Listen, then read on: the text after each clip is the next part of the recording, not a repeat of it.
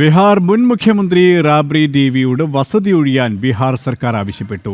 10 circular റോഡിലെ വസതി ഒഴിയണമെന്ന് കാട്ടി മെയ് 29-നാണ് RJD നേതാവ് റാബ്രിക്ക് സർക്കാർ നോട്ടീസ് നൽകിയത്.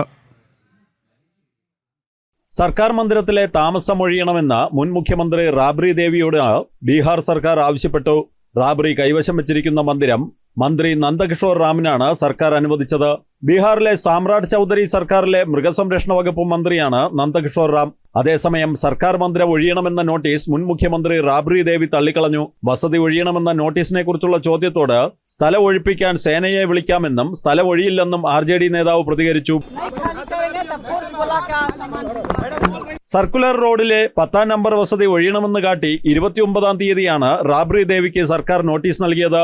ബീഹാർ നിയമസഭാ കൗൺസിലിലെ പ്രതിപക്ഷ നേതാവ് എന്ന നിലയിൽ ഹാർഡിംഗ് റോഡിലെ 39-ാം നമ്പർ വസതിയിലേക്ക് റാബ്രി ദേവി മാറണമെന്നും സർക്കാർ നൽകിയ നോട്ടീസിൽ പറയുന്നു.